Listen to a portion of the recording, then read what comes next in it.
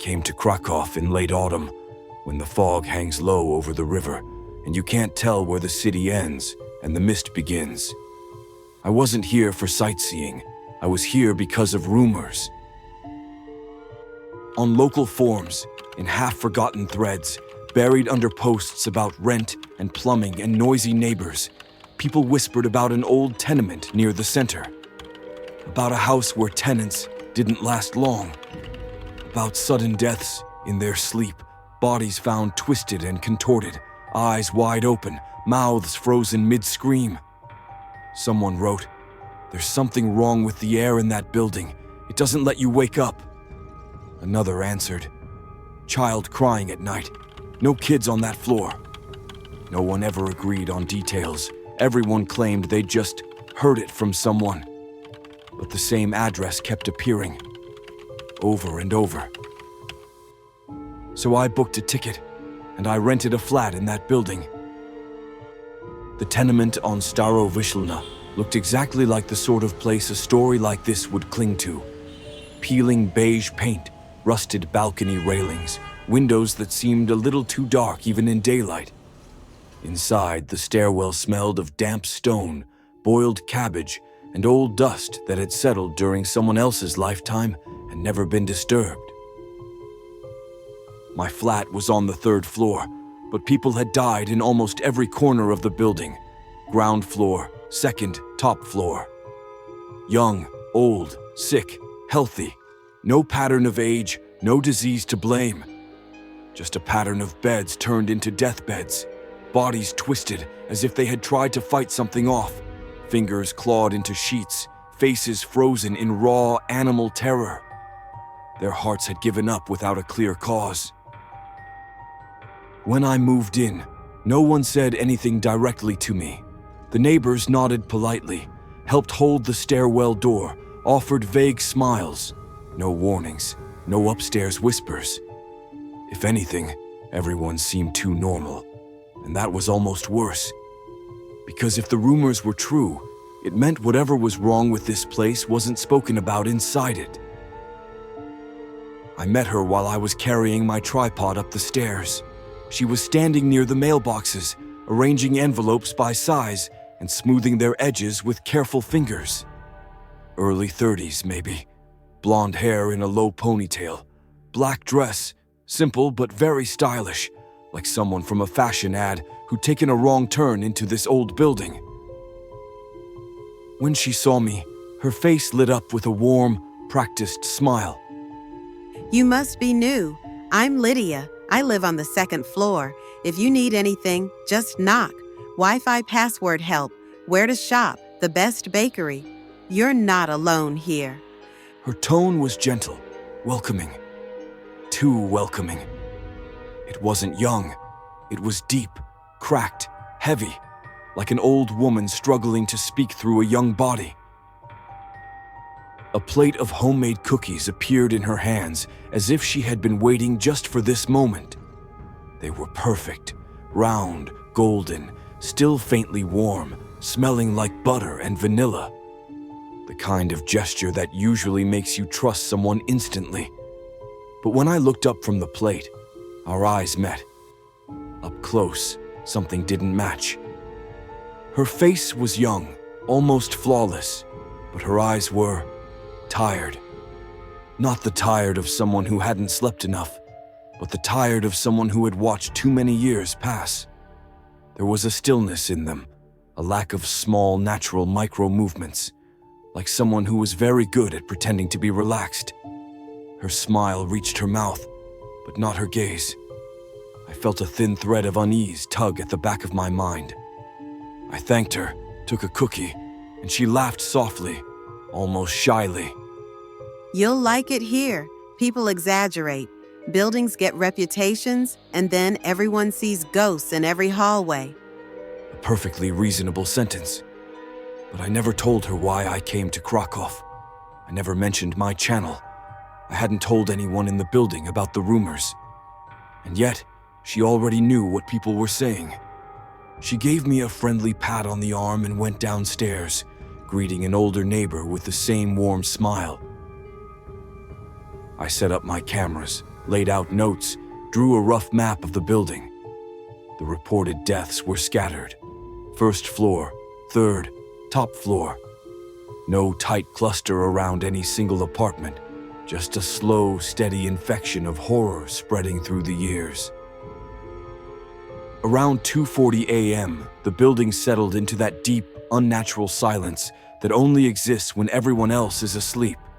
Even the city noise faded behind thick, old walls. Then I heard it. A thin cry. Childlike. At first, it was just a small sound tucked under the hum of the radiators and the refrigerator. Then it sharpened, stretching out into a long, wavering wail. It seemed to come from everywhere at once. The ceiling, the pipes, the crack under the door. The sound was too thin, too high, vibrating in my teeth rather than my ears. I opened the door into the corridor. The hallway was empty. The single light bulb buzzed and dimmed, casting a sick, yellow glow that made the peeling wallpaper look like rotten flesh. The cry echoed along the corridor, then seemed to shift and slip, as if moving through the walls themselves. Something brushed against my arm. Not air, not a draft, a touch. Small and cold, like icy fingers testing the warmth of my skin. My camera screen flickered, filled with static for a heartbeat, and I thought I saw a small gray shape flash by the edge of the frame. The weight on my chest came next, heavy, invisible, a crushing pressure that squeezed my lungs, making each breath shallow and panicked. My heart thundered in my ears. The cry rose higher, right next to my face now, though no one was there. I stumbled back into the flat, slammed the door, and pressed my back against it. The sound seeped around me, into me, wrapping itself around my ribs. For a moment, I thought it would crawl straight into my heart. Then, suddenly, silence. The air in the room was icy, the taste of metal on my tongue. In that frozen quiet, I understood. Whatever was crying here didn't belong to the living. The next day, I went looking for answers, not in official records this time, but in people. Old men at small cafes, women selling vegetables in the chilly air of the market, retired shopkeepers who watched the world from doorways with nothing better to do than talk. When I mentioned the address, some shrugged. Others looked away, as if hoping I wouldn't repeat it. One made the sign of the cross under the table, thinking I wouldn't notice. Old houses keep old things. One man muttered into his coffee. You should find another flat, boy. Another, an old woman in a thick, worn coat, leaned closer. People there die wrong. They say their faces twist, like they see something at the last moment, like something sits on their chest and breathes them empty. I asked if anyone had children in the building. Not many. They don't stay long. Parents move out when they hear the crying. Others... She let the sentence die. When I pressed further, she frowned and lowered her voice. Old people in this part of the city say that sometimes a child dies without a name. No baptism, no blessing, no grave. Just gone. And when that happens, the soul can't find the road. It becomes something small and hungry. It becomes Igosha, wandering soul of unbaptized child. It clings to the breath of the living, especially at night. It presses on their chest, steals their air, drinks from their fear. She glanced at the church tower in the distance. They say, such a child doesn't wander completely on its own. It finds someone warm and living to cling to. Someone who accepts the stolen years. A person who doesn't get sick, doesn't age like the others. The longer they live, the more everyone around them withers. She shivered, although the day wasn't that cold. Her words followed me back to the tenement like a bad smell. I went through old medical reports, building archives, parish records. I traced every dead tenant back as far as I could. Then I found it. A single record from 1946. An infant had died here. No name, no baptism, no burial site. Just a miserable note in a faded file. Found in a wash basin, presumed abandoned. No christening, no grave, no farewell. The child was never given a name, never given peace. That night, sleep dragged me under like deep water. I dreamed of a tiny room lit by a weak gray light, a metal basin on the floor, a small shape curled inside it, skin the color of wet plaster, limbs too thin. The air stank of old blood and cold water. The child didn't move at first. Then its chest rose with a jagged breath. It began to crawl out of the basin, bones bending in ways they shouldn't. Little fingers scraped against the floorboards, leaving faint, dark streaks. Its head sagged, too heavy for its neck, but it kept moving, dragging itself along the floor, looking for warmth. When it lifted its face toward me, it didn't have a child's eyes. They were too old, dry, coated with a faint, milky film. Familiar. Lydia's eyes. The weight on my chest came back, harder than before. In the dream, it sat on me, small but impossibly heavy, pushing the air out of my lungs. Its hands pressed on my face, cold palms over my mouth and nose. I woke up gasping, absolutely rigid, frozen. Sleep paralysis. I couldn't move my arms. My legs felt nailed to the bed. Something was sitting on my chest. I couldn't see it, but I could feel tiny feet digging into my ribs. Thin fingers tried to pry my jaw open, pressing painfully into the hinges. My lungs burned as if ice were filling them. Then, near the ceiling, the shadows twisted into the outline of a small, hunched figure. It crawled down the corner of the room like a spider, joints bending at wrong angles. When it turned its head toward me, I saw those same old dry eyes again. They stared at me with a strange kind of hunger. Not for food, for time. I forced my body to jerk sideways, tore myself out of that invisible grip, and rolled off the bed onto the floor. Air rushed back into my lungs in a ragged gasp. The room smelled faintly of wet stone and spoiled milk. In the silence that followed, I knew two things. There was a child's soul here, abandoned and starving. And it had chosen someone in this building as a host, someone who smiled at neighbors and offered warm cookies, someone everyone trusted. I went to the local church as soon as it opened. The priest listened without interrupting, his fingers folded around a worn wooden rosary. When I described the cry, the dream, the weight on my chest, his expression grew strained but not disbelieving. There are things the church doesn't talk about openly, but old people here remember more than you think. He sighed and walked over to a cabinet, retrieving a small silver cross. Once, there was a belief, especially in villages around here. When someone heard a crying voice in the wind at night or before a storm, people said it might be a wandering soul of an unbaptized child, lost, nameless, unable to find peace. They said you could help it leave. He carefully placed the cross in my hand. You listen. When you hear the cry clearly, you tear off a piece of your clothing. You throw it toward where the sound is strongest. You make the sign of the cross. You give it a name, a human name, a place in the world it was denied. Old people say this is a symbolic baptism, a way to pull the child out of that twisted state and send it where blessed children go. You don't destroy it. You change what it is.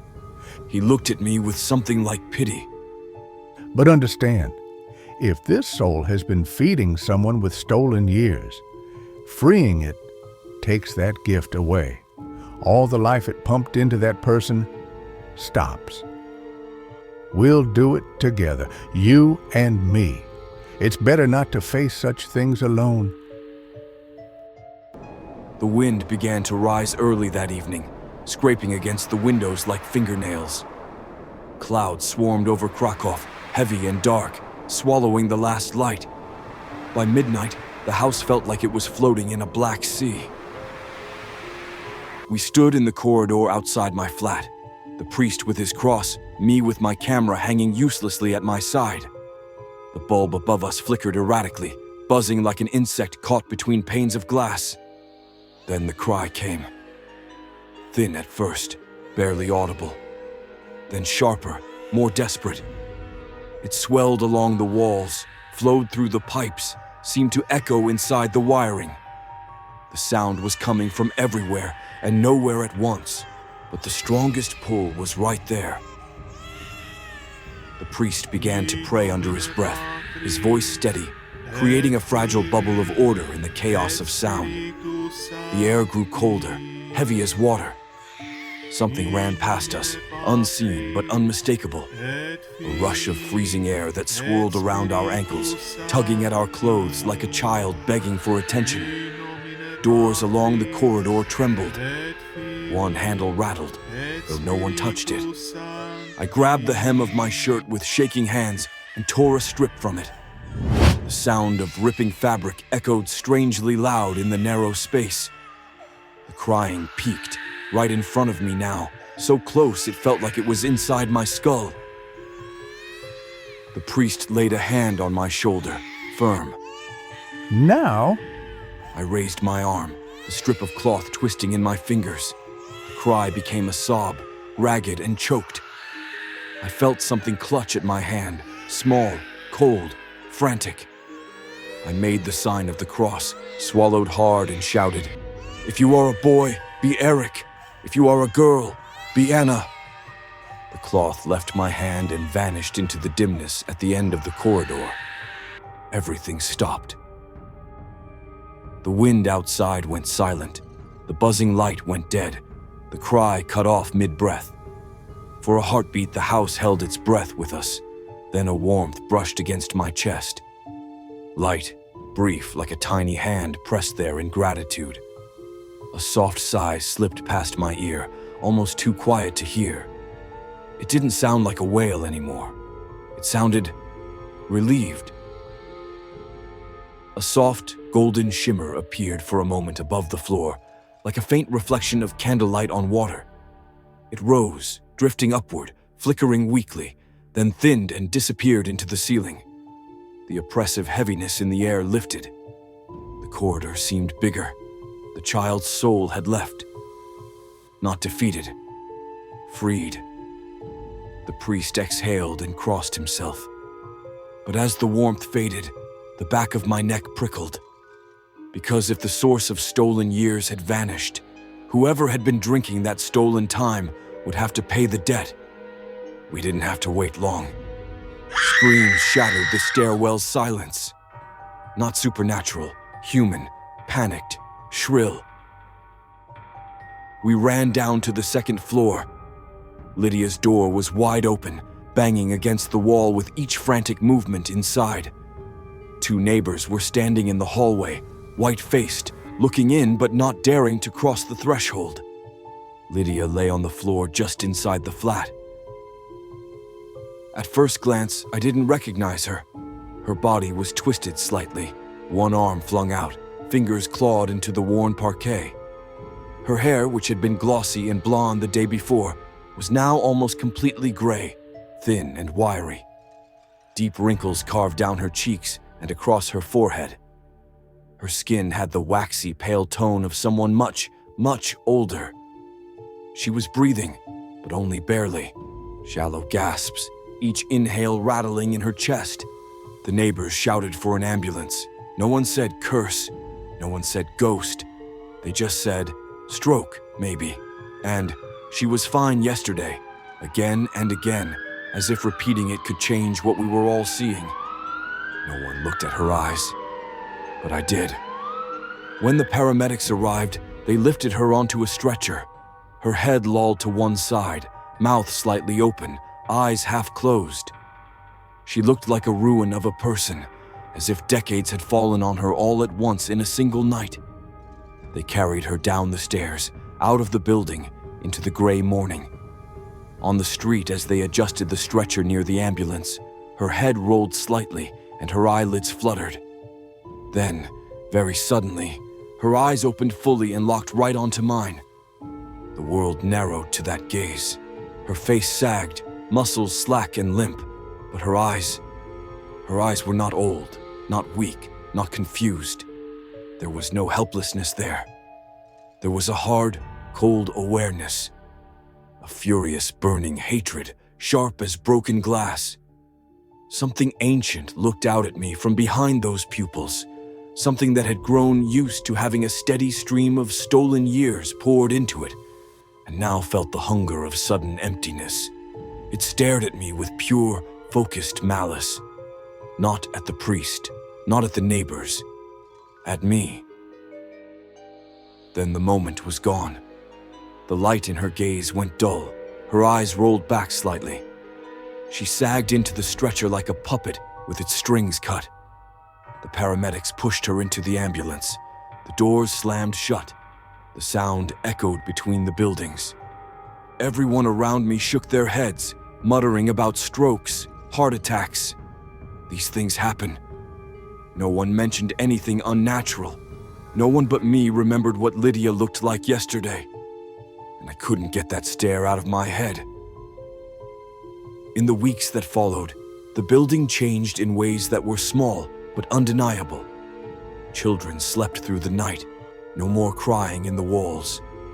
The elderly tenants stopped complaining of waking up, gasping for air, their hearts racing for no reason. There were no new deaths in distorted positions, no more faces frozen in horror. The rumors on the internet slowed, then stopped. I moved out as soon as my footage was secure. I finished the episode in a different rented room, far from that corridor. I almost convinced myself that now, with the child's soul freed and Lydia taken away, whatever had clung to that place was truly over. Almost. Because sometimes when I lie down and close my eyes, sleep pulls me back to that hallway. I dream I'm standing between my old door, the bulb flickering overhead. In the dream, the corridor stretches longer than it really is, the doors on both sides multiplying into an impossible tunnel. At the far end, a figure stands. I can't see its body, only its face. Her face. Or what's left of it. The rest of her is blurred, indistinct, like something seen underwater. But the eyes are sharp, dry, colorless, ancient. They watch me without blinking, patient, as if memorizing every detail of my face. Sometimes, in those dreams, I feel that familiar pressure on my chest, but now, it doesn't belong to a child. It's heavier, colder, like something older has stepped into the empty place that soul left behind. And then, just when the fear spikes, and I'm sure that the cry is coming back, I hear it. Not a wail, a laugh, small, clear, light. A happy, breathless giggle of a child who has finally found someone to play with. It rings for a moment in the dark, bright and weightless, and cuts through the heaviness like sunlight. For a heartbeat, I feel that same warmth on my chest I felt during the ritual, like a fleeting hug. Then the dream shifts, the corridor dissolves, the old eyes vanish. I wake up sweating, heart pounding, the sound of that laugh still echoing faintly in my ears. Maybe it's nothing, just my brain processing fear and relief at the same time. A clash of memories, a freed soul and a hungry gaze. But sometimes when I'm alone, lying in a new bed in a new city, I wonder if the child truly went where blessed children go, and if the old thing looking out of Lydia's eyes really lost its meal, then why do I still feel like something remembers me? And why, in half sleep, do I sometimes hear a child's happy laughter, and behind it, the soft scrape of something else slowly learning to walk without stolen years?